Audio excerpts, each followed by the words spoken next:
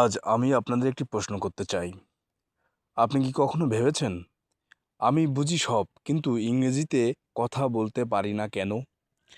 ক্লাসে, ইন্টারভিউতে কিংবা কারো সামনে দাঁড়িয়ে মনে হয় শব্দগুলো মাথার ভেতরে আছে, কিন্তু মুখ খুললেই আটকে যায়। বিশ্বাস করুন, এটা আপনার দুর্বলতা না, এটা আমাদের সিস্টেমের ব্যর্থতা। আমরা বছরের পর বছর ইংরেজি পড়েছি, গ্রামার মুখস্থ করেছি, প্যারাগ্রাফ লিখেছি, এক্সাম দিয়েছি, কিন্তু বলতে শেখানো হয়নি।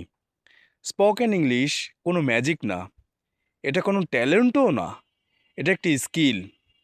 আর স্কিল শিখতে হয় প্র্যাকটিস করে। আপনি যদি কোনো ছোট বাচ্চাকে দেখেন, সে গ্রামার জানে না, কিন্তু প্রতিদিন কথা বলেই যায়, সে সাবলীল হয়ে যায়। ঠিক তেমনি আপনিও পারবেন। ভুল হবে, হ্যাঁ হবে। লোক হাসতে পারে, হ্যাঁ পারে।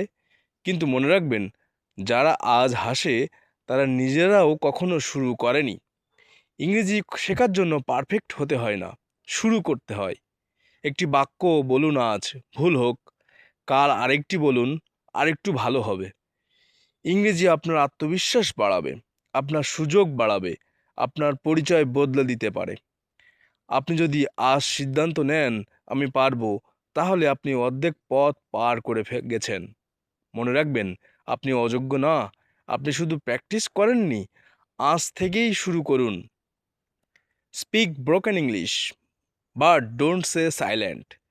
কারণ যারা কথা বলে দুনিয়া শেষ পর্যন্ত তাদের কথাই শোনে।